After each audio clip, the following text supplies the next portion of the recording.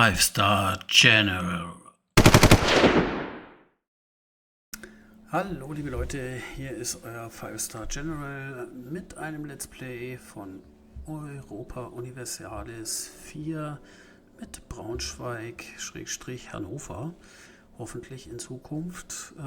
Wir sind jetzt nach unserem ersten erfolgreichen Krieg ein bisschen größer geworden schon. Celle und Lüneburg haben wir dazu gewonnen.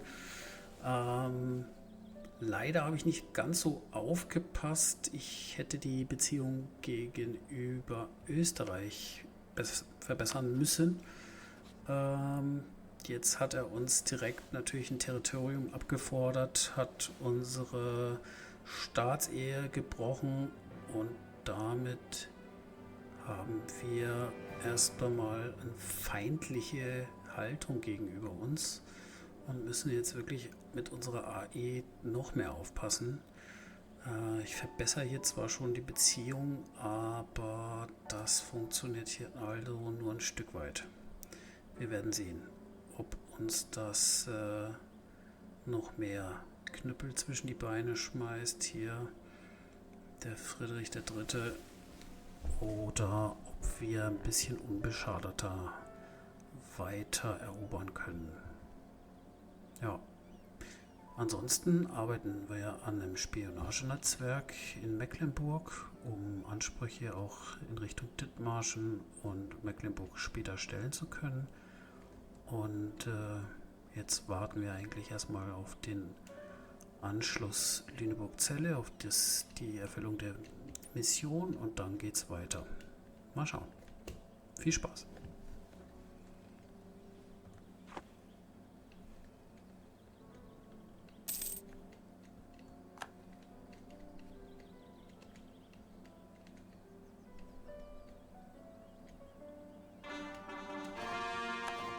So, hiermit ist die Mission abgeschlossen. Vereint die Welfen.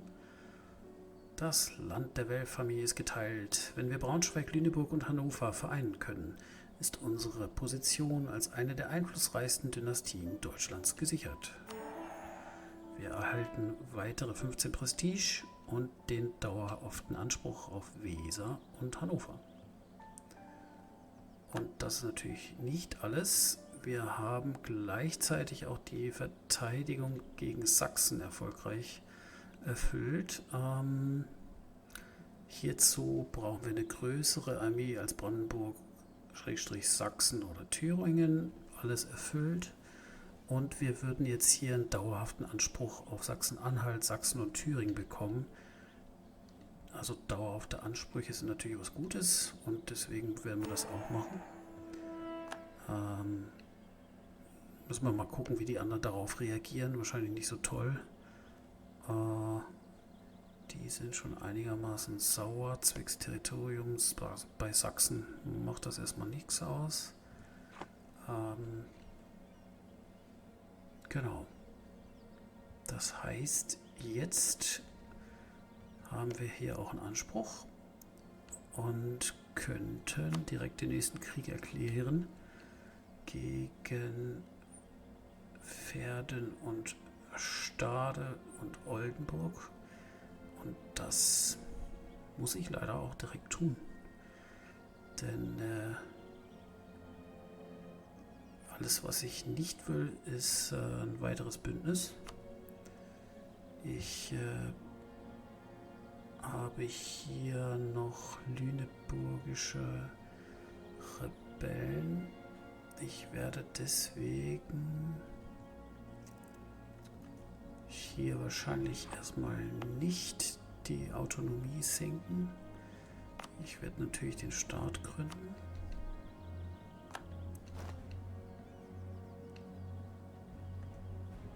Aber die Kernprovinzen schaffen. Bei Lüneburg dauert das noch.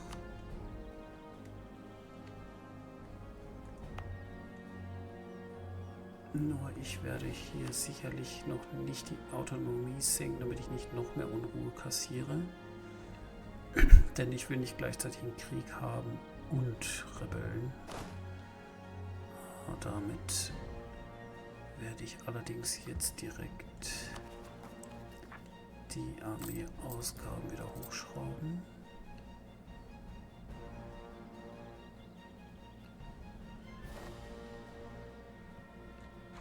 Und hier mal gucken. Jetzt der Angriff aus Lüneburg der bessere. Da haben wir keine Flussüberquerung. Und dann sind wir hier schon mal wieder vorbereitet. Wunderbar.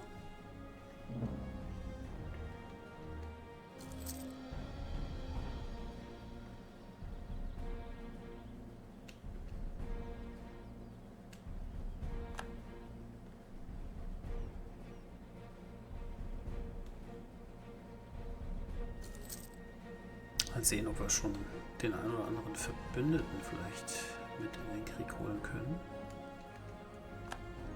Zunächst mal brauchen wir hier volle Moral wieder. Könnten noch uns eine Armee leisten. Was machen wir mal?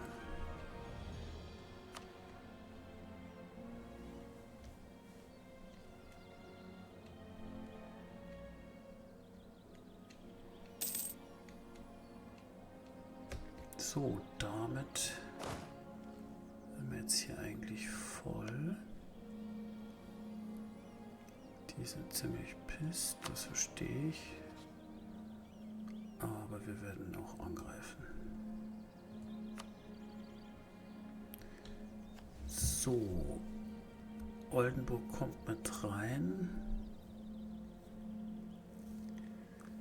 Wir können jetzt Sachsen und Wolgast mit reinrufen. Das würde ich auch tun. Da haben wir ja nichts zu befürchten, dass die uns irgendwas wegnehmen würden oder so. Gehen hier auf Eroberung von Stade, greifen Pferden direkt an, teilen dann auf. Ja. Das heißt, ich werde erstmal in Nürnberg abziehen. Österreich wird weiter verbessert, soweit es geht. Und wir erklären unseren nächsten Krieg. So, das sollte jetzt auch recht zügig gehen. Attacke.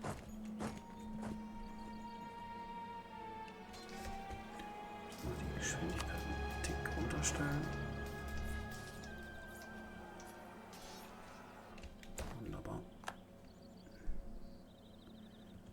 So, hier brauchen wir 3 zum Belagern. Das heißt, wir können hier durchaus teilen. Und hier uns direkt Stade holen. Sollen die anderen sich um Oldenburg kümmern?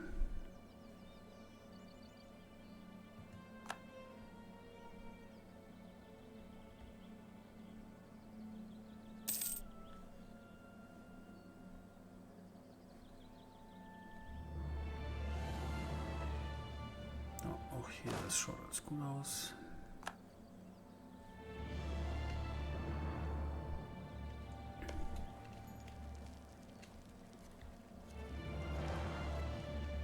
So, damit haben wir schon mal Stade besetzt. Können hier noch ein bisschen plündern.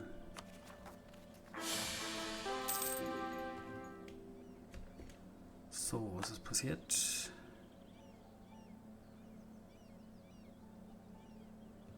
Wir haben einen neuen Herrscher.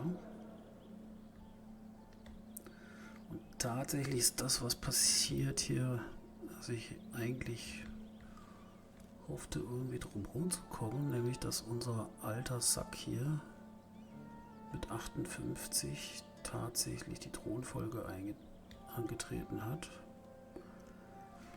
Das macht es wirklich nicht einfach.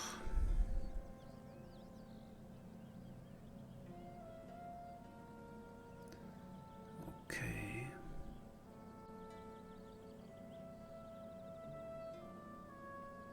Schwierig.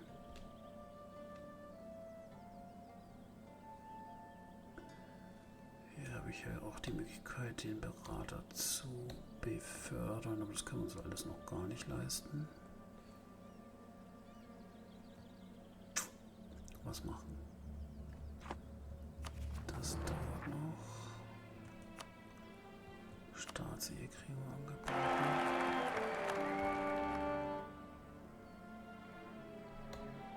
Brauchen wir noch Sachsen, Mailand, Wolgast.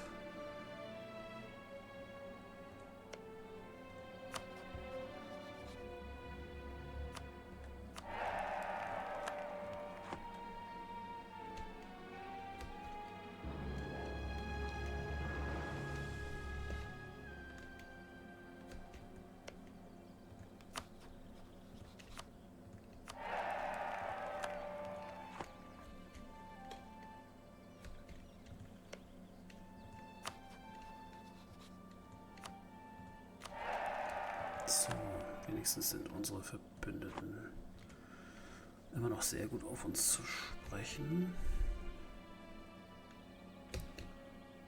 Österreich ist jetzt bei plus 96. Würde wieder eine Staatsehe eingehen? Mache ich. War mit Sicherheit alles nur ein Versehen. In der Hoffnung, dass er uns die nächsten Territorien dann entsprechend lässt. Sehr gut.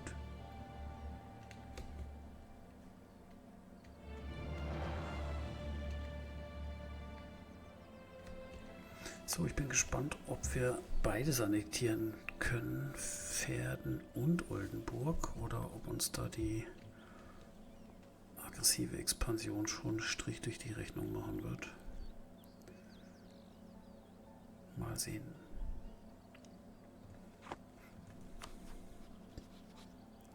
Stabilität müssen wir verbessern.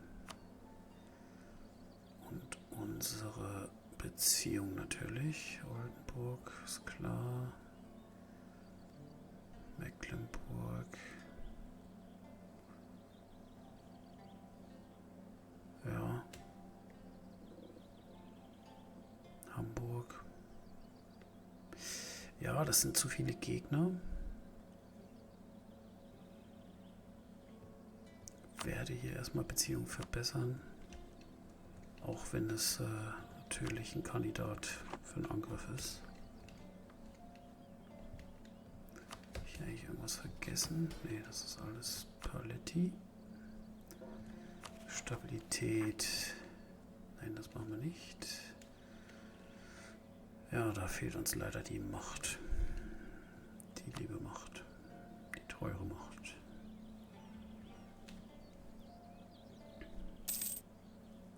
Ja, die administrative Macht fehlt uns an allen Ecken und Enden. An Forschung würde ich ja auch ganz gern mal denken. Aber so die ersten Eroberungen sind, glaube ich, wichtiger, um eine gewisse Stärke aufzubauen hier.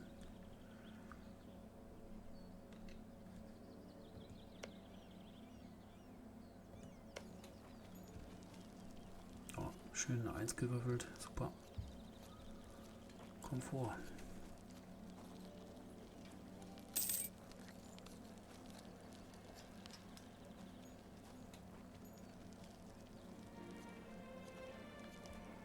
So, hier haben wir jetzt endlich dann die Kernprovinz.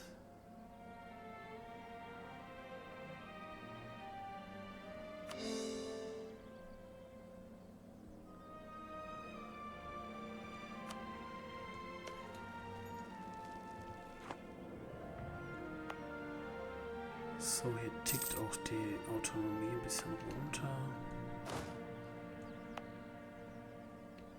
Ja, Unruhe steigt aber trotzdem ganz schön.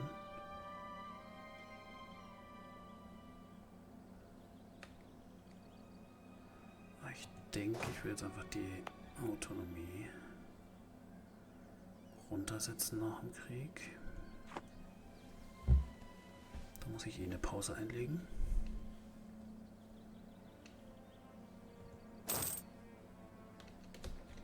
So, Österreich hat das Maximum.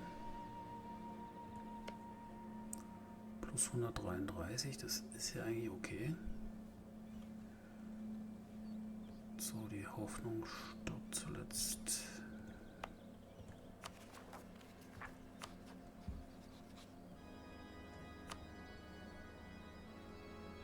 So, wen machen wir uns zum Freund noch?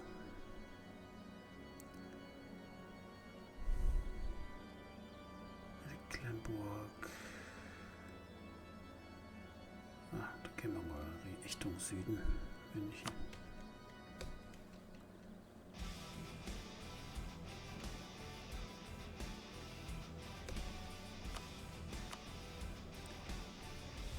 So. Wir werden ja hier kein Problem haben, wieder irgendwas zu verteidigen. Das heißt, die Festung wird wieder stillgelegt.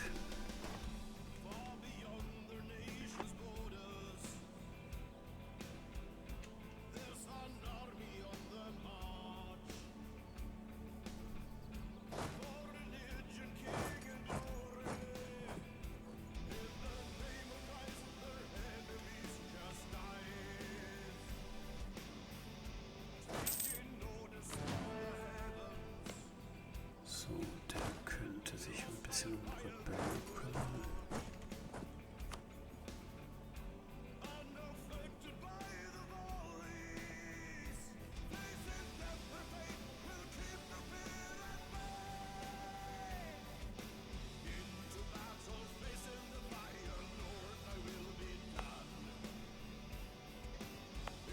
Da ist mehr Ruhe.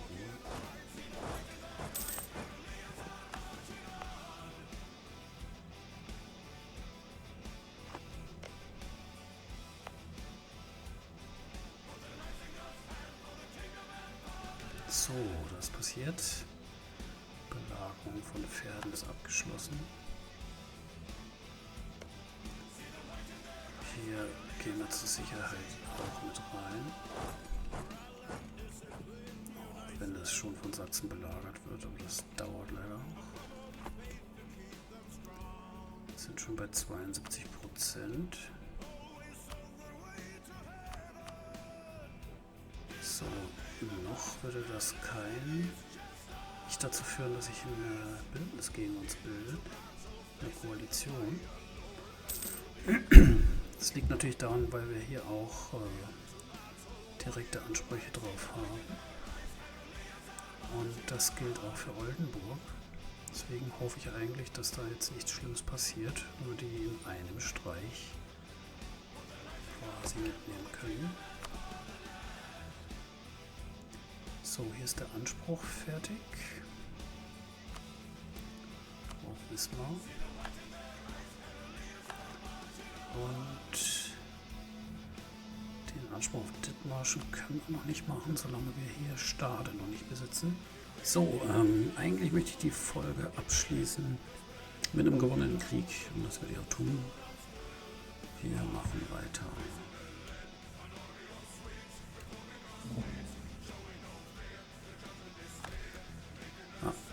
Müssen wir noch das Spionagenetzwerk beenden.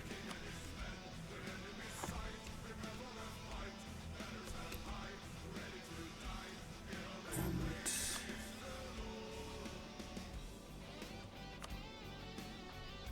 mit wem werden wir uns jetzt besser stellen? Ja, können es ja mit Goslar versuchen.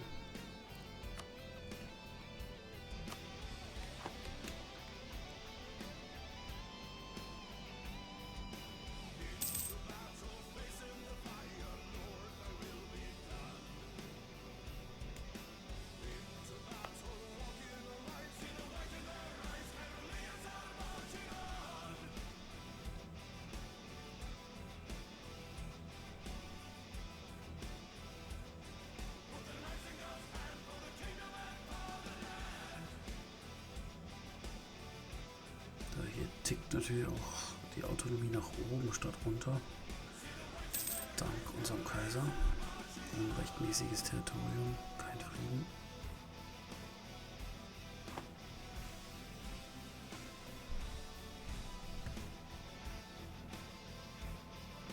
Oldenburg dauert ganz schön lange.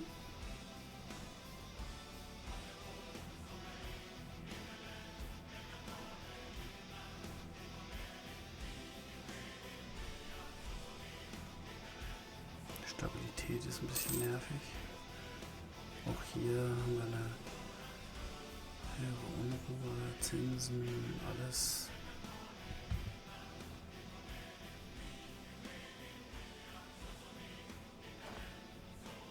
Die Frage wäre, ob wir noch einen Berater irgendwie reinballern können. Oder ob wir uns schon leisten können, mehr Kronland abzugeben. Wir haben 40.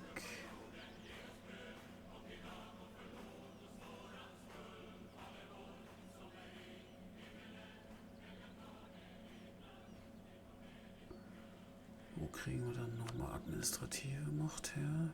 Schon vom religiösen Staat. Das würde 10 weniger geben, dann hätten wir 30. Ich meine, das ist noch okay.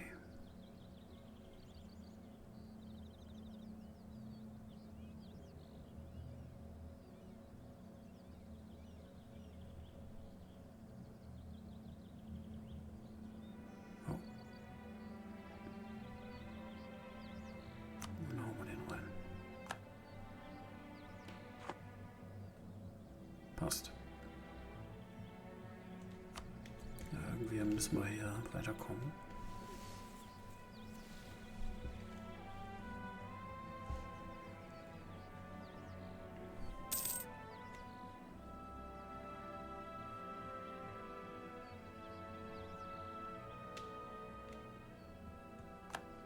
Das ist nur die Frage, ob wir uns noch einen Berater leisten können.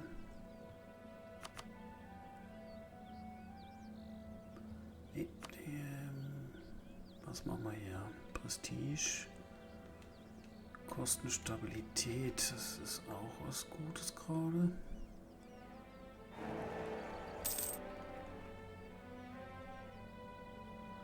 Ja, leider ist Österreich wieder zum Kaiser gewählt worden. Das war zu erwarten. Ja, einfach zu viele.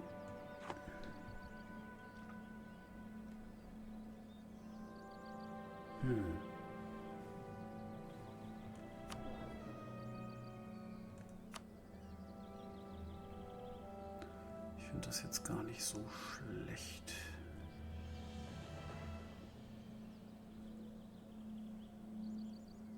Eigentlich haben wir natürlich die Einnahmen nicht, aber wir brauchen die Machtpunkte. Ja.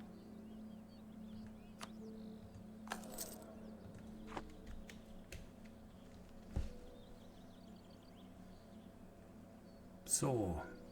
Jetzt bin ich schon ein bisschen über der Zeit, aber Oldenburg und den Friedensschluss werden wir jetzt noch abwarten.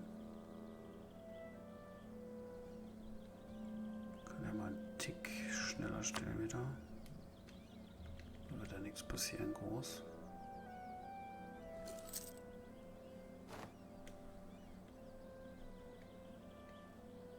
Außer dass ich hier Kriegsmüdigkeit kassiere.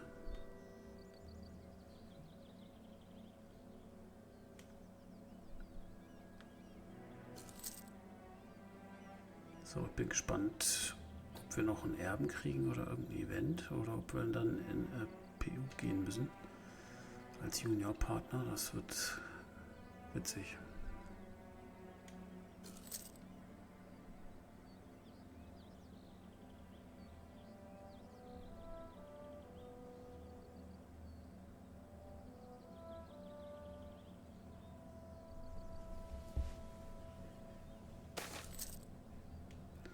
Sünde des Fleisches. Hätten ihre Lippen röter sein können? Wohl nicht. Leise hört ihr im Hinterkopf die warnenden Worte der Priester und Theologen. Ist es das, wovon die Texte sprechen?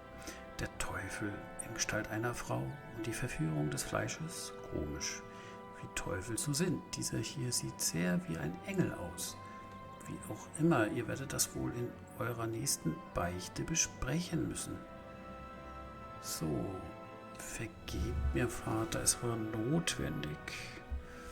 Ein Adliger aus der Familie von Welf mit einem Anspruch, schwach natürlich, wird Thronfolger. Der ist gar nicht schlecht mit 344. Und wir haben sonst keinen.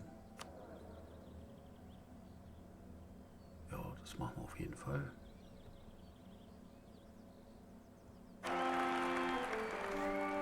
Ich hoffe, der Anspruch wird noch ein bisschen besser. Also besser. Jetzt, der ist schon 59, der Knabe. Gut, wir werden sehen.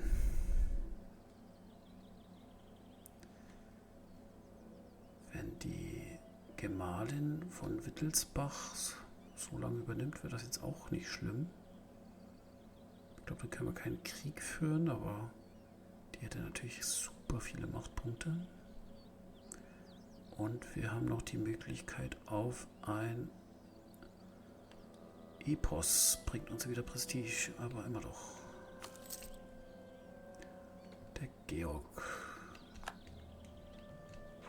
So, dann kommen wir auf jeden Fall um eine PU rum. Wunderbar. Das hat sich doch gelohnt.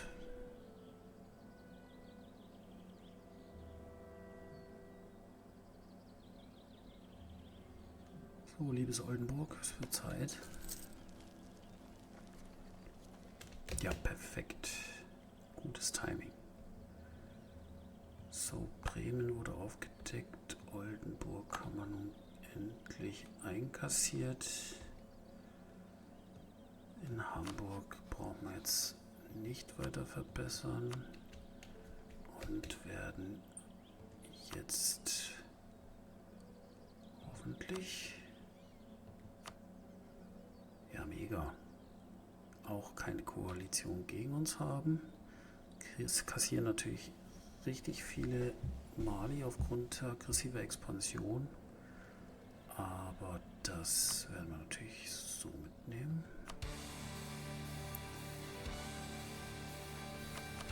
Dann schauen wir, ob wir noch ein bisschen Geld bekommen. Ja.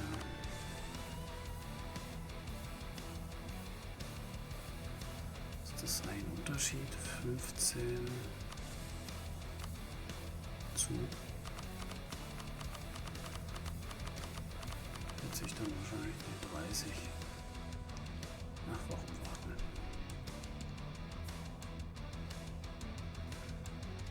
Machen wir.